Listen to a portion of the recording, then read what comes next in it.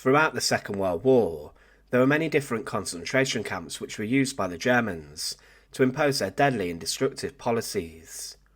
Much is known about larger sites such as Auschwitz and Bergen-Belsen, and the true horrors that occurred there, but within smaller camps, the true terrifying behaviours of the camp are still untold. The Falstad concentration camp was a site found in Norway, and it was used by the Nazis as a prison camp for the local area. But inside of this, there were many executions, and still today, there are efforts to find and exhume the victims of the Nazis, who were buried at the original site inside of a forest nearby. But what is the story of Falstad concentration camp? Join us today as we find out, and as always, to support our channel, please make sure to subscribe. Originally, the site of Falstad began life as a boarding school, but during the Second World War, the German authorities visited Falstad and they aimed to make it a centre for the Lebensborn programme within Norway, the Nazi German policy which aimed to increase the number of children who were classed as racially pure. But the site was then deemed unsuitable for this, and was then repackaged as a prison camp in September 1941. The people of a nearby village were placed under harsh restrictions, and the first prisoners shortly arrived with 170 Danish people who had volunteered to work as part of the Operation Tots programme.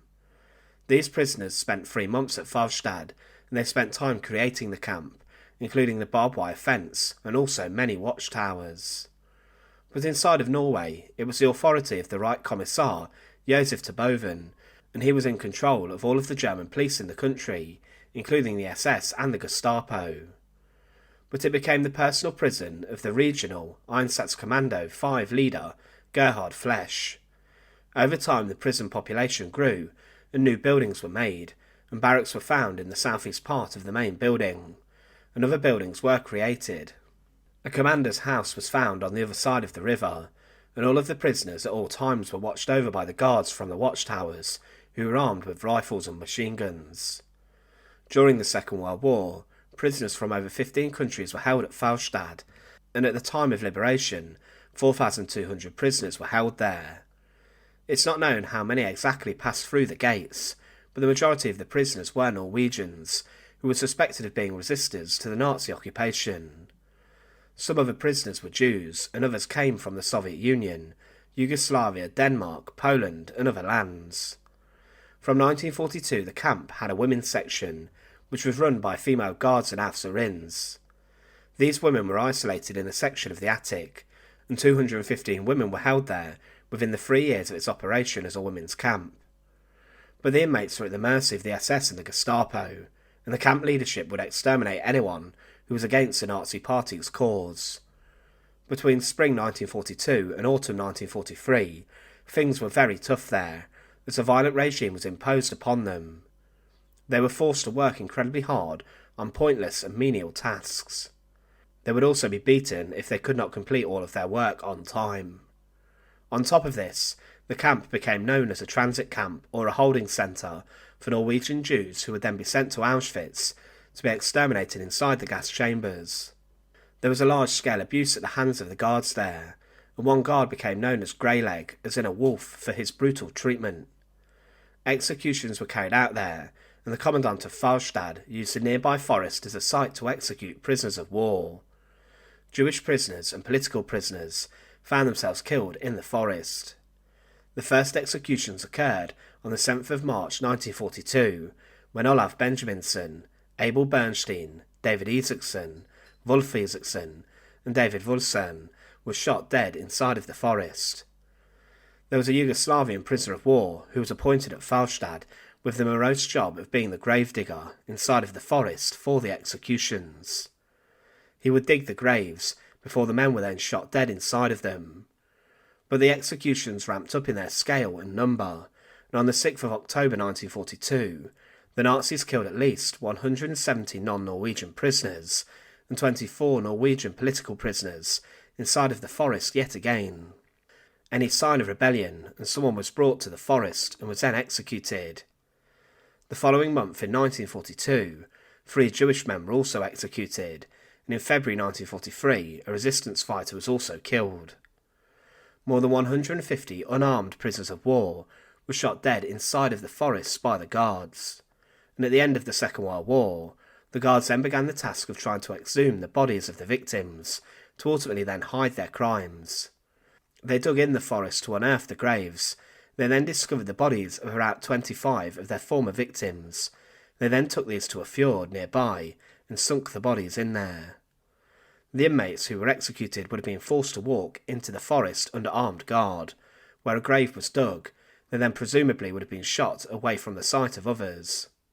The gravedigger would already have been notified and would have been told to have the graves prepared for them. But as mentioned, still today there are efforts to try and exhume the bodies of the victims to bring their stories to life so they are known. It's believed the estimate of 202 executed victims inside of the forest and the camp is too low, and many more people may lay inside of the forest under the ground still. As the Second World War turned against the Germans and their defeat loomed in 1945, the camp's guards burned all of the documents to make sure that the true horrors of the camp were never told. The 4,500 inmates that were there before liberation were later sent to other camps in Germany or Poland, catching disease or by executions on the death marches.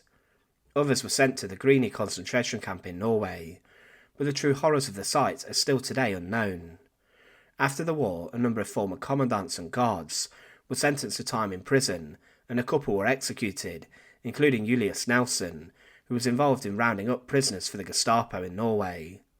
But following the end of the war, the camp was then used for prisoners who were in fact German, and it was used as a forced labour site for prisoners of war. Falstad was very different in terms of a concentration camp that the Germans would use in many other places. It did not have a gas chamber, and with the fact that prisoners were forced to complete pointless work, it means that the camp was not very profitable. It seemed like a site where people were just imprisoned, but it was as deadly as other sites due to the smaller numbers that passed through the gates. It was not close to Germany, and it was in a very remote location, which made it pointless to deport anyone from lands such as Germany, Poland, or Czechoslovakia to Falstad. This would have been too costly, but as there were not extermination facilities, prisoners would forcibly go to sites such as Auschwitz, where they would be killed.